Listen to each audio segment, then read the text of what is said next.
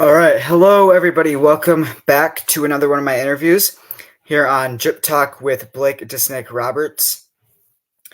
Today, I have a very special guest with me. He is a current pro wrestler.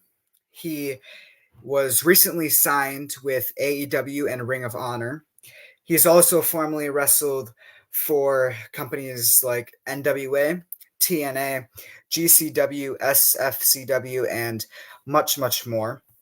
He's also former 1/5 member of the AEW and Ring of Honor faction, the Trustbusters. Also 1/21st, 21 of Ring of Honor, of a Ring of Honor faction Special K. He is no other than Slim J. So we'll get him on in here, and then we will start. What's up, man? What's up? Hey, baby, my little girl just hopped in. Sorry. Hey. Okay, baby. How are you? What's up? What's up, man? How you doing, Blake? Hey, nothing. I'm doing great. How are you doing? I'm doing good. Had to work till 8, but otherwise, I'm doing okay. Yeah. Well, thank you for taking your time out to do this interview. It's a pleasure. No problem. No problem. Sorry it took so long. Had to get stuff approved before, so it was a whole ordeal. Yeah, it's kind of hard when you're in a company that needs approval. So yeah. But glad to be here. So I'll start off by asking my first question. When did you start doing wrestling, and what made you want to do it? Okay, well, I started in 2000 in Cornelia, Georgia, but what made me want to start wrestling was my dad's dad, my grandfather. He loved wrestling. Anytime I was there, and I was there a lot, we watched it, and he was the type you couldn't sit next to him. He'd hit you because he was so into it, like, oh, slam him, oh, gosh. He was really... So I kind of just fell in love with it from there and just lucked into it when I was a troubled kid at 15. And it just kind of helped get me out of trouble too. So it was just meant to be. Yeah.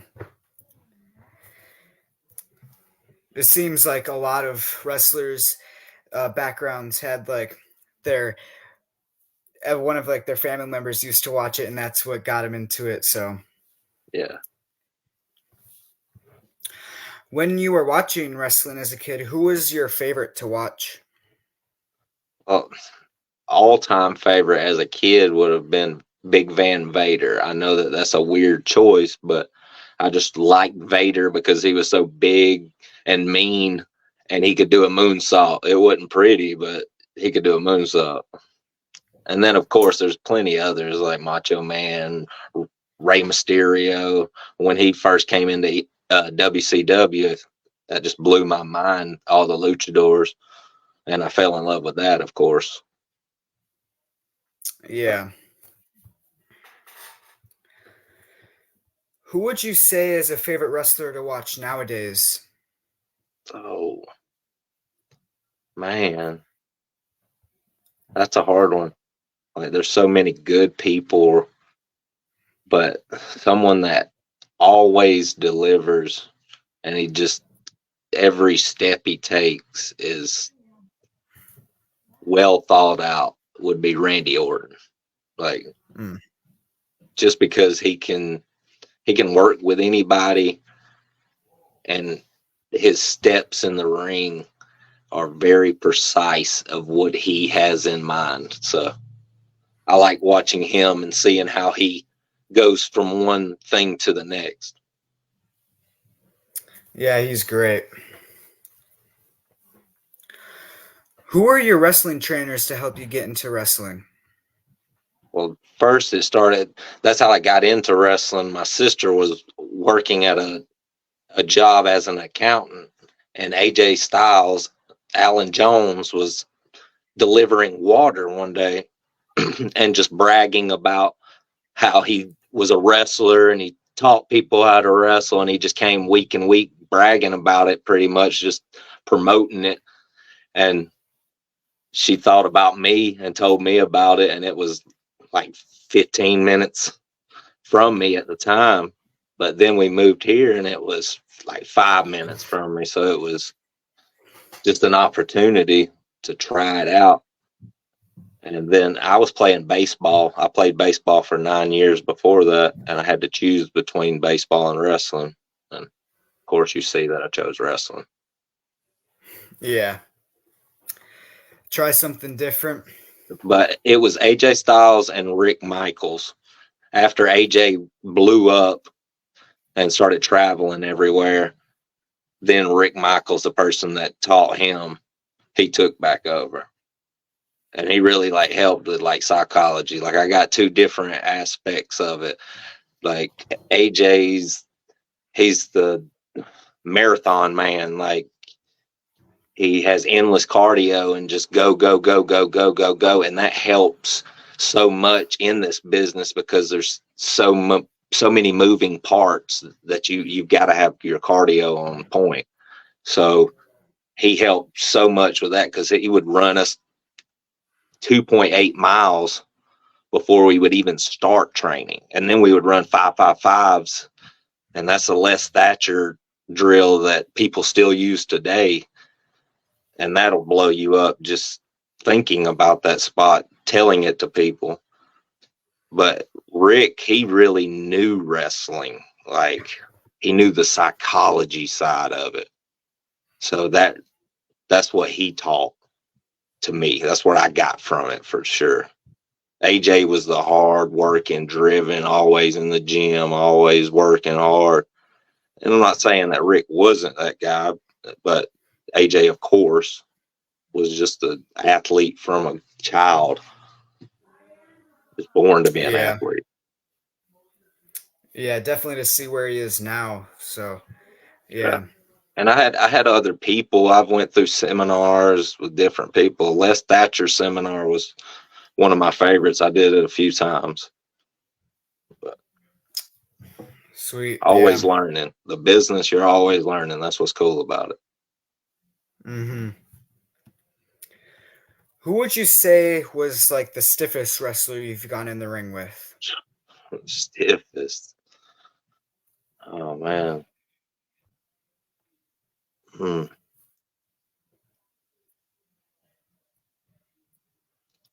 I don't know. I can't say that somebody was so, because I'm pretty stiff. A lot of people say that I'm stiff, and I can't say of a time like, okay, I'll call out an ex kind of partner, Josh Woods. When he first started, I was doing a Ring of Honor deal as another character called the Gladiator, and we did the whole match.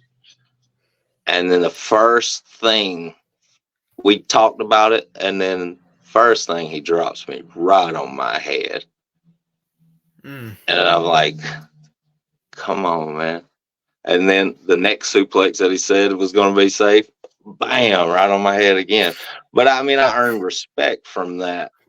But at the same time, I was like, dang, this guy coming straight from MMA just dropped me on my head, not knowing that that's serious stuff in this business. But at the time, like I was like, damn, that stiff jerk. I mean, what the hell? But now we're friends. He's cool. And he can work now. Like, I ain't saying that he couldn't, but he was just extremely green at that time. So he was just stiff because he didn't know how to work. There's been plenty of people like that. Like when you first start, a lot of people are just stiff.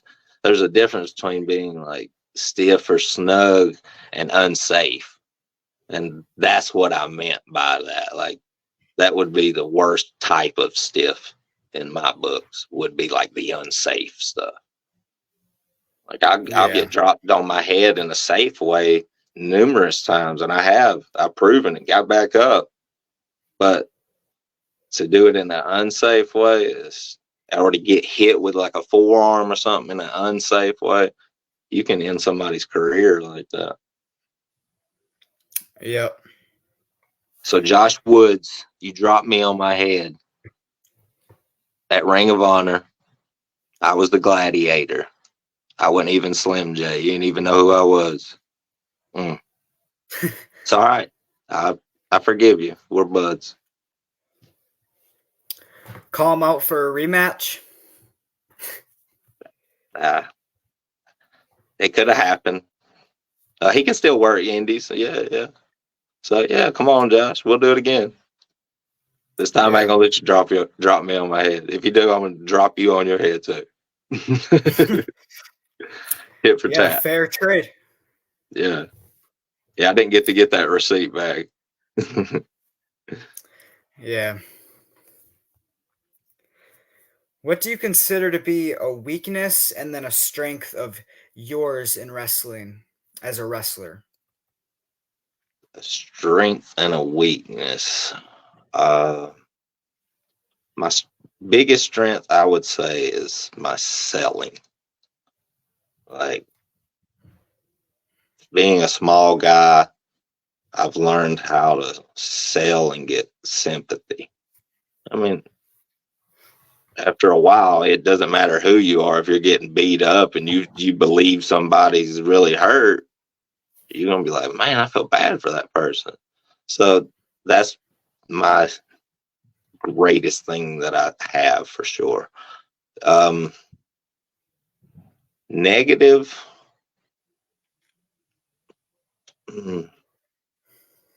There's a lot of things that I could say that I think are negative, but the biggest negative, because I'm like my worst critic, maybe my social media presence, because that's such a big thing right now. And honestly, like, I work a full-time job, and like today we work 10-hour days normally. Today we worked till 8. It was from 7 till 8. So almost got. Oh, wow. Yeah, and last week we had to work till midnight. So I'm not really paying attention to like social media. I'm not trying to really press for that. And I'm from a generation where it wasn't a thing. So that's probably my worst for wrestling, for my advertisement. When it comes to like in-ring stuff, like, there's several things I could say, but then I just keep going on and on and on. But beneficial, that would be negative towards me, would be my social media presence. I need to be better at it. Yeah. Who was your first opponent in front of a crowd, and how did you feel going into that first match? First opponent was Mike Pittman and Seth DeLay in a 3-way match. And I was scared for my life because I was still in training. I didn't even know this match was happening. I was running the lights, and Bill Behrens come up to me while I was running the lights, and he was booking the show on a Friday night. And I was just like your go-to, pretty much bitch boy, as they call it. I was just, go get me a drink, run the lights, go get this, go tell my wife this, whatever. I was just that guy. And then he comes up to me and says, "Are you a wrestler?" I said, "I'm training to wrestle." He said, "Tonight you're wrestling. What's your name?" I said, "Jeremy." He's like, "I don't like it." And I got in trouble in training, and I got took out of training because I wrecked a car that a girl stole. Long story short, I got put on probation, big trouble, wrecked the car, survived luckily, and got took out of training. So when I came back, everybody said, "Watch out for Slim Shady. He'll steal your car." And that was like the go-to thing. So when Bill didn't like my name, people were calling me Slim Shady. Call him Slim Shady. Call him Slim Shady. And Bill just put it Just like that, Slim J. You're gonna come out to Eminem music. You're gonna be a rapper wannabe. Okay, and then that was it. But I was scared. But it went okay. Yeah. So your character was based off of like Eminem and like a rapper, basically. Yes. And it was created from Bill. It wasn't like something that I had all thought out, elaborate. Oh, I'm going to have all this, put my hat sideways, upside down. No, that was just kind of on the fly. I wanted to be different. Once I was given that, I was like, all right, I got to be like Eminem, but I'm not Eminem. Okay.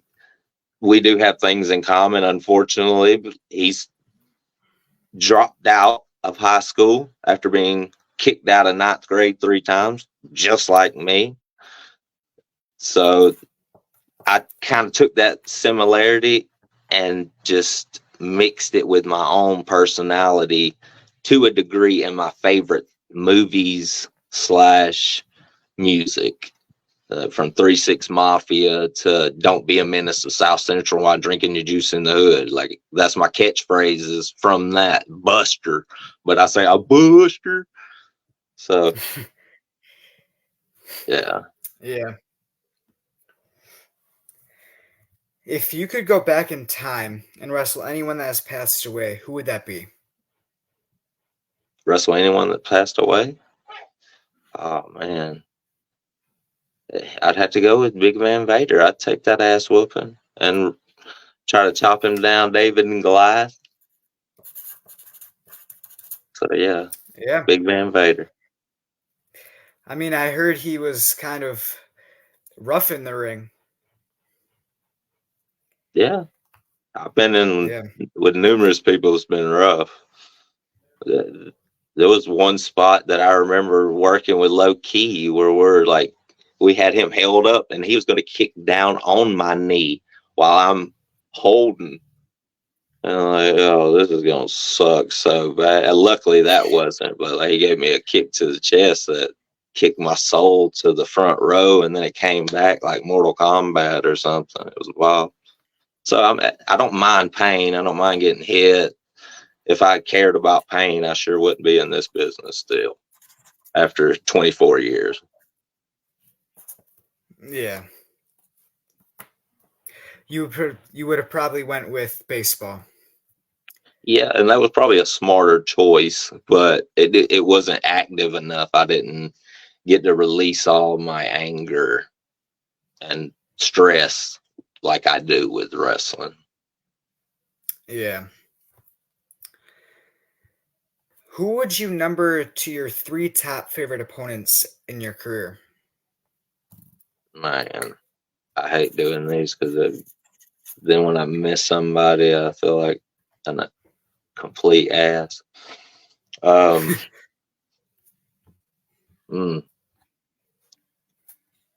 right. From number 1 would be Azrael, the Angel of Death from the Devil's Rejects and Wildside. Just because we've had so many matches and every one of them was unique. Like, we can do things together that I can't do with other people. We used to be able to. Number 2, I would say Amazing Red. I really enjoyed working with Amazing Red. We kind of just clicked too, just our styles. Number 3, that one's a toss up, but I had a really good time wrestling Fred Yeehaw. We had a whole series and he kind of got me back into the business. Like, I was kind of losing it, like losing that drive. And he made me work harder, and making me work harder gave me that drive again, because he was on another level and he was younger, and he was like so green, but it didn't matter. Like, he was learning every single week that we worked together. So that was a really cool experience. Just bonding, learning that style, our own style, kind of made our own little catch wrestling at that time. So that would be my order. If I left anybody out, I'm sorry. I enjoyed working almost every single person I've ever worked, because you build a bond through that. I mean, I could go on and on about people. Like I said, Seth Delay, there's so many people. Sal Renaro, we've had so many. There's so many people that I could say. But that's it. Yeah. I mean, it's kind of hard to number it down to a top because with the many wrestlers that you've wrestled. Yeah, I mean, there's thousands of matches. There's so many different people. And, like, there's matches that I've forgotten, too, that people tell me about, or, like, I'll pull some old videos out. Like, right now I'm, like, converting my old, like, little tapes that go within the tapes. I had, like, 30 something of them, and I'm converting them. I'm like, I don't even remember doing this. So if you could make a Survivor Series match, including you with 4 current wrestlers from any company, who would you choose as partners? as partners, well, I'd say Arya Davari, because he's the man. Again, probably Azrael, because we work well together. And let's say, sorry, my dogs are storming out right now. My wife's just coming back in. It's fine. But I'm gonna go with Jeff Jarrett. Just throw a random one out there to you. Jeff Jarrett. Yeah. Yeah. That's a good team there. Have you ever wrestled or done anything in Wisconsin before? With who? I'm sorry. In Wisconsin, have you ever wrestled or done anything there before? I haven't, no.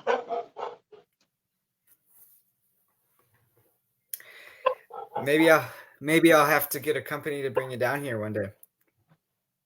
Okay. Hey, I mean, I'm down for bookings. I'm not the type who just sits back and, like, I ain't taking no bookings. Nah. If it works and they meet my rate, I'll come work anywhere. I don't care. I'm down for whatever, Yeah. but I'm not the type that just writes a lot of people. You know what I mean? Like, there's a lot of, like, wrestlers, like, that write and constantly write and write and write. I'm not that type. I've been around too Yeah. long to worry about that or even try that. I did years and years ago with a few companies, and it didn't pay off. So if they're interested in you, I feel like they're going to contact you, or someone close to them is going to tell them about you. You're not, just by writing them, you're not going to get a shot in the majority of the time. Yeah. If you could wrestle anywhere in the world, where would that be? Anywhere in the world. I mean, I've kind of wrestled the places that I would like. Maybe Canada. I've wrestled in Mexico before. Canada or UK. Yeah. So out of all the venues you've wrestled at in your career, what venue do you think was your all-time favorite? As, like, the presentation of the venue or just the experience? Just the experience. Okay, experience, like there's one show that blows every one of them out of the water for me. It was a muscular dystrophy show here in Georgia, and we did like a lunch with them before with all the kids and their family members and stuff, and then did the show. And like just that experience alone, like it was so cool, so much fun. Just seeing those kids like light up, and like they made more noise than any other crowd I've ever been in front of. It felt like just being there. It was a small venue. It was probably 400 people max, but it just felt so fun and so organic at the time.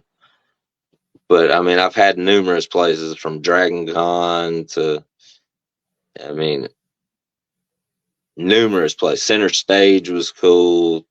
I got to wrestle at the Georgia Mountain Center. That's in here in Georgia where WCW used to be, where I used to go watch WCW.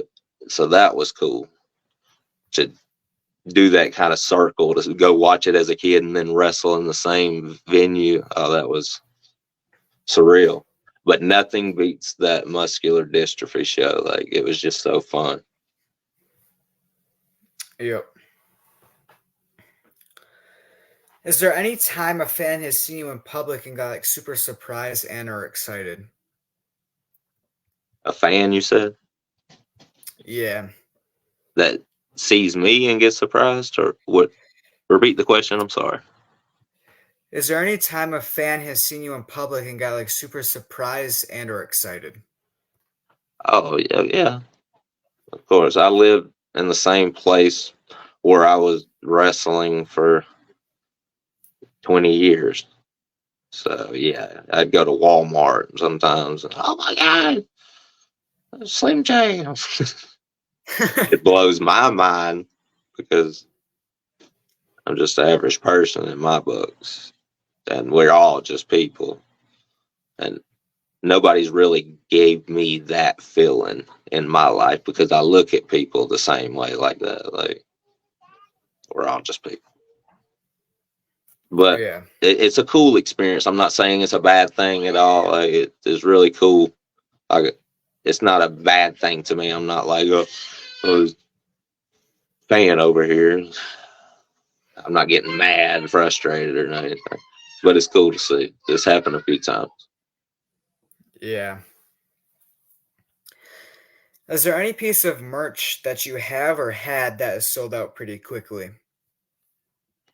No, see, I did a couple of runs with merch and it didn't really sell. So I never really got back into it. Yeah. If you're into horror, who is your favorite horror character and favorite horror movie? Okay.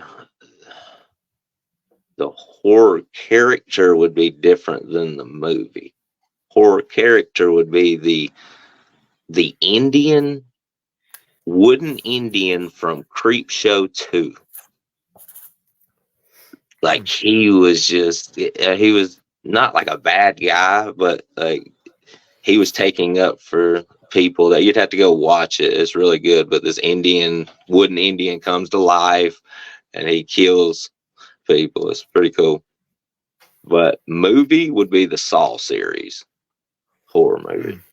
Yeah, Yeah. that was my favorite.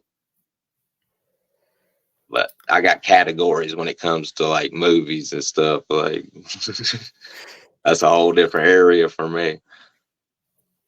Yeah, of course. Yep.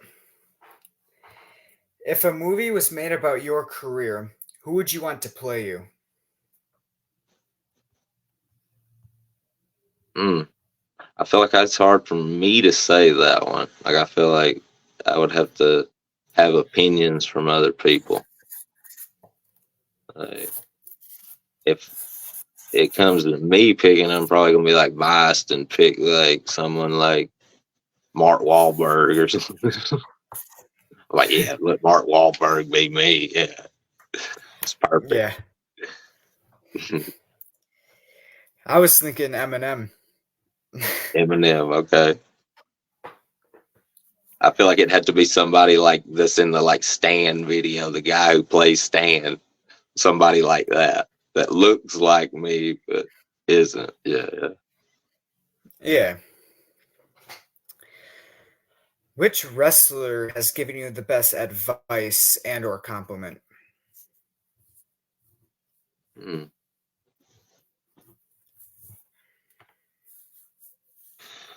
I'll go back to Les Thatcher. Yeah, Les Thatcher to get acknowledged by somebody who taught for WWFE. I mean, that was cool. But I mean, I've had numerous people that I could say like that, like from Dory Funk to Larry Sabisco, even Jeff Jarrett. Like I brought Jeff Jarrett up earlier. Like the first time I came to TNA, like he grabbed his nuts at me, and that was my thing. I like grabbed my nuts. That was the character. I got balls, and I had on my pants Gizot Bizalls, and like he started doing that, and I'm like, you know who I am? Whoa, shit! That was cool. Yeah. If you could wrestle for any wrestling company right now, what company would that be? And has any company scouted you out since your departure with AEW? I haven't had anybody write me, but I mean, honestly, if I could live off wrestling, have a contract anywhere where I could live off wrestling, I'm willing to go anywhere. I'm not gonna like wrestle full time somewhere like that unless I'm making full time money because I'm 38 years old. I've been wrestling for 24 years, and I don't want to just pick one company like that. Like, okay, I loved being with AEW. If they would sign me again, of course I'm going to sign. But I'm willing to sign with anybody. Nobody's really giving offers, and I'm not going to write people, and I'm not like begging for it either. I'm not that type. I got in my feelings with my Twitter post or X post. That happened. I just wanted to be honest. Where typically as a gimmick, I've never been like completely honest with fans. Like I've always played that character. I've never Mm, broke kayfabe, as they say. Just live it on social media. That's how you see me like that. Oh, you really think I'm like that? I want you to think I'm like that, but I'm a real person, just like everybody else. I'm normal. Everybody has feelings, you know. Of course, that hurt to get fired. So I went in and I posted stuff that was just honest. I wasn't saying anything negative. I enjoyed every bit of the time I was there. But I'm yeah. just a wrestler. I'm an athlete, and I can't change that. I'm not going to stop going to the gym when I get off with you. I'm going to eat dinner and I'm going to go to the gym just like I always do, because that's what I do. Regardless if I'm working for AEW or if I'm working for the city of Cornelia where I work at. Yeah. Also, your persona kind of reminds me of the wrestler Master Ray Gordy. Regarding Yeah. when he did the WWE run. Is that what you mean? Yep. Okay. If you want to hear a funny story, I called him when he called himself, AKA, he said, he did a promo and he was like, AKA, blah, blah, blah, AKA, blah, blah, blah, AKA Slim J, AKA whatever else. And I was like, what? Bill Barron showed it to me. He's like, "Do you know about this?" I was like, "No, I didn't." I was like, "Can I get his number from you?" She's like, yeah, here you go. So I called him. He didn't answer. I said, Bill, let me see your phone. He hands it to me. Call him. He picks up. Hey, Bill, how you doing? I was like, hey, this is Slim. Slim J, you remember me? He's like, oh, yeah, man, what's up? How you been? I was like, I could be better. I saw you just stole my name. Put it out there. It's like, no, man, that was like a shout out to you. That's just a shout out. It's like, okay, now I got to change my name. And like Bill's in the background, like, you ain't got to change your name. You've been doing it for over a decade. Don't worry about that. And I'm like, I'm all pissed off. And he's like, oh, man, no, it's just a shout out. So that's what it really was with that. He was doing the character that I was doing. He was just doing it at WWE. So he took it from you. I ain't saying that. Hey, baby. I'll be there in just a minute, okay?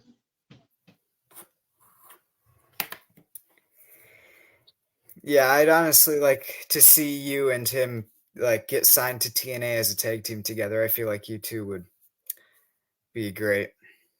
Hey, I'm willing to do whatever. Like I told you with that Slim J character, that was just given to me. Like I'll do whatever character.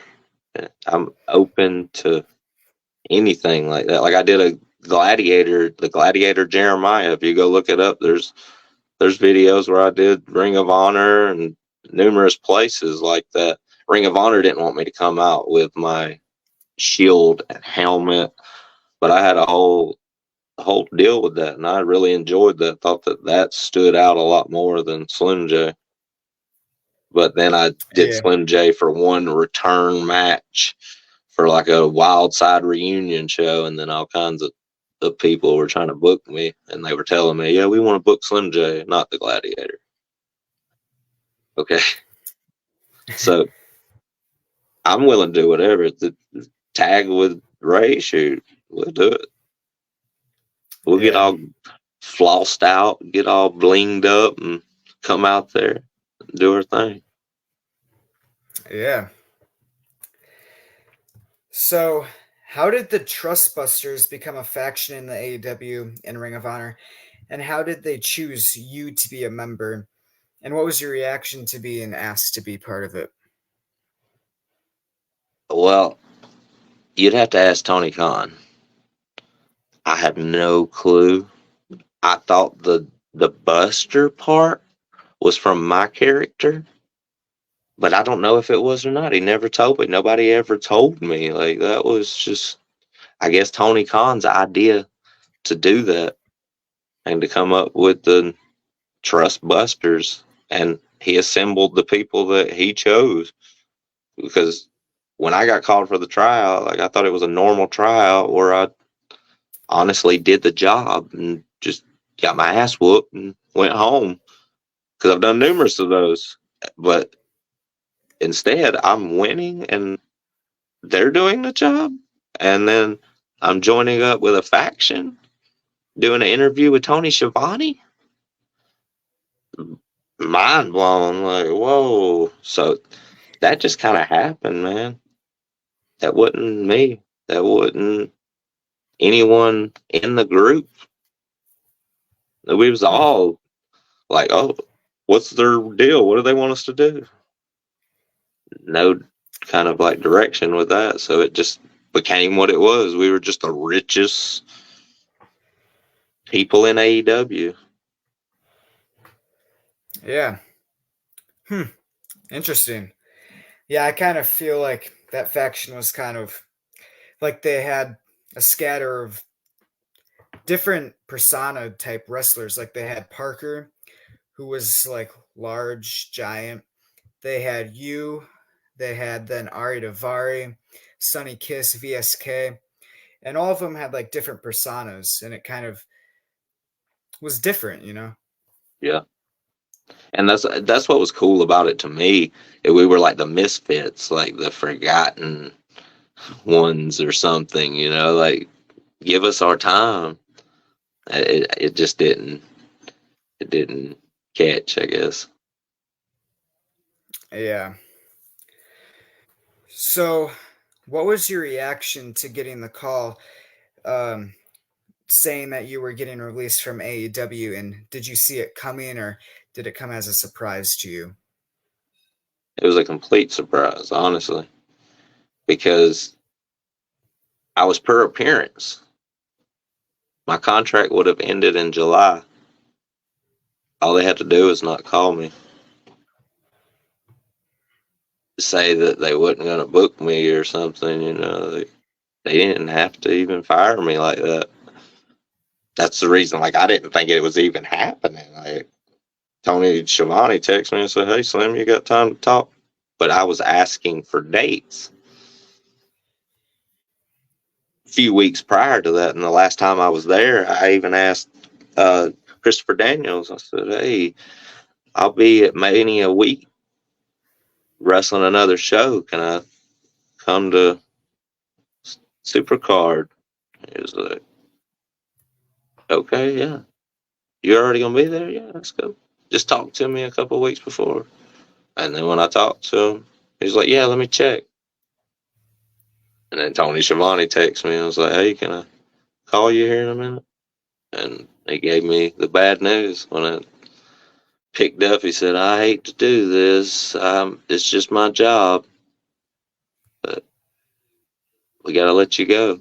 This upcoming Friday will be your last paycheck." And then I thought about it and I was like, "Will I get another paycheck?" I even asked. I said, "Tony, will I get another paycheck?" He's like, "Yeah, this Friday will be your last one." I said, "I'm per appearance." He stopped for a second and said, "Oh, I didn't know that. I'm sorry." He's like, "Get out there and prove us wrong." So there's no like hard feelings. I don't have hard feelings. Like, I didn't have any problem with anybody up there. I thought I got along with anyone and everyone. I try to be that person. I'm real nice, easy to get along with. I get pissed just like everybody else. It just takes a lot more to get me pissed. But when I get there, I'm fucking. I'm a probably like psycho type, but I'm extremely nice, easy to work with. So I didn't felt like I burned any bridges or got any type of heat. So it was a extreme surprise because that second income was honestly keeping me floating above the water. Now I'm getting down. I'm drowning now. You know what I mean? Like now I got to find another one. I ain't saying I ain't gonna get back up and start floating again in any way, but that was keeping me floating, keeping me from bankruptcy kind of deal. So yeah, Yeah, that sucked, man. yeah, definitely. Do you keep in contact with anybody from the AEW or still from the faction to this day? Aria, we still talk. I mean, and VSK, Penny, he he wrote me. I'm still cool with all of them. Parker, I love Parker to death. Me and him we just click. Like if anything out of the Trust Busters, me and that dude, like we're homies for life. Same way with Arya. Like Arya's, that's my boy. He looked out for me the whole time I was there. Like any time, like any match, like he would go out of his way to try to like look out for me. So yeah, I still Yeah. talk to them. Yeah, I feel like Parker got screwed over first in WWE and now in AEW. So I, Agreed. with his persona, with his size, his just his look, I feel like he has a lot of potential, but they didn't use him to the potential that I feel like they could have definitely used him for. But now that he's in Lucha Libre wrestling, I mean, I guess we'll see what that'll do for him. Yeah, maybe it'll be a great learning experience. That's what really Parker really needs. He just needs like a mentor, somebody to teach him, because he's an athlete. That that man is an athlete. Like, he just oozes athlete for anything. Like, you put him in wrestling, you put him in football, you put him in whatever it may be. I guarantee he's gonna shine.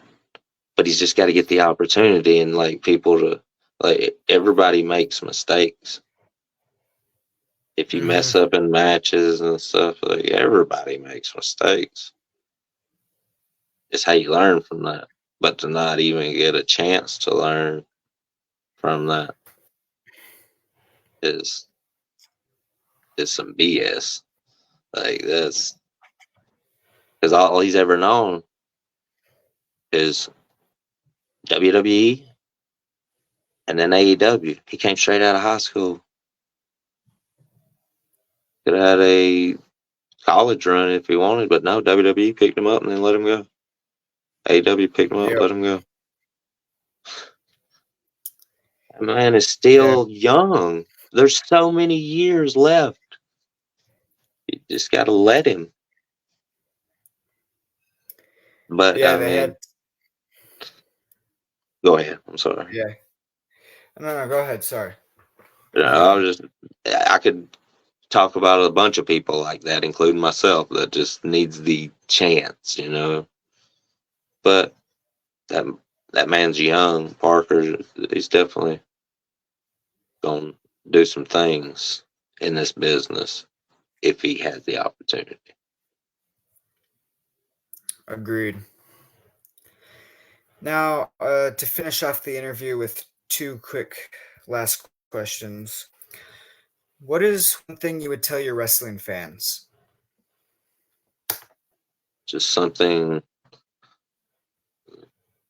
in general, like thank you, like thanking the fans, or yeah, I mean that'd Yeah. be the number one thing, would be to thank every single one of my fans and haters. Like, if you're talking about me, you're talking about me. So thank you. But fans is what matters in this business. Like, there's a lot of people that just forget about that in general. They're like, even when I was at AEW, like, yeah, I was getting paid to work and do that, but I still gonna treat a fan the same way. I'm not gonna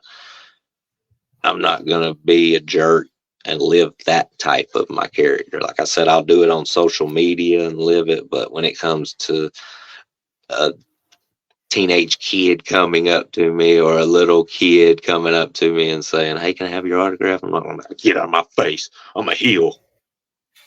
So yeah, I love the fans, and we all started as that. So every single person that is in this business to this day, you started as a fan. Yep. So thank you. Now, could you hit a freestyle for us? I'm kidding. Freestyle. Okay. All right. I mean, I'm an old school player from way back, laid back, looking at the road like, I helped pave that, sang my blues, paid my dues, nothing to prove, nothing to lose.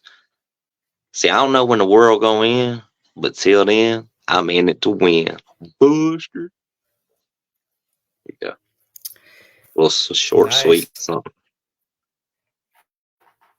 That was great. Appreciate it. Now, do you have any advice for me to become a wrestler? For you, how old are you? 15. 15. That's the year I started. For me, I was 15 years old. But would I recommend you do it at 15? No. Always have something to fall back on. I'll tell you that, like, from the get go. I put a lot of stuff into wrestling. I put a lot of time, a lot of dedication. I waited until I was 35 to even have a kid because I knew I was chasing. So if you're going to do it, just know that you've got to completely give 110% of it. Like, you can't half-ass this business. Like, this is a business you can't do. There's too many people that are better than you. You always got to think like that. Like, there's so many people that are better than you. So you've got to get better. So if you're going to do it, you better have a pain tolerance on top of that. So it's not fake wrestling like everybody says. You can't fake landing on your back. You can't fake getting hit. You can't fake taking a clothesline, getting suplexed off the top rope. That mat is not soft. So just know that going into it. Yeah, I've took a couple bumps, so yeah, I know what it feels like. It got me aching and hurting for a couple days. So Yeah, it's serious. I had to lay in a liniment bath the first night of training for me. I learned how to take a back bump, a clothesline, a hip toss, and a body slam. And then I took it from like 15 people. oh jeez. And I came into wrestling as a naive little 15-year-old that thought it was still real. Because my papa was that type. It was real. Every bit of it was real. I mean, of course I knew that like people were opening the hands and stuff, but I thought it was like a competition. And my dad the whole time was like, hey, you know, it's fake. It's fake wrestling. It's fake wrestling. So the day he took me to training, he even got AJ to say, tell my son this is fake wrestling. And AJ's it's fake. And I'm like crushed as a kid. But my dad said, what do you want to do? I said, I'm already here. I want to try it. After doing all that I just told you, I said, this is not fake. There's no way I can be in this much pain when I play baseball, basketball, and football. Never hurt that bad from playing football, anything like that. So Yep. it is not fake. Yep. But I appreciate you having me on the show. Yeah, thank you for the advice, and thank you for taking your time out to do this interview. It was a pleasure to have you on here. Of course. Thank you again. Well, good luck on your journey. I hope you do well if you do choose to get in this business. Thank you. You're welcome. And if you want to look me up, you can look me up, Tadpole Slim J Lickum. Look me up, Facebook, Twitter. Click them. Nice. All right. Peace, man. Yep. Peace. Have a good rest of your night. You too. Thanks.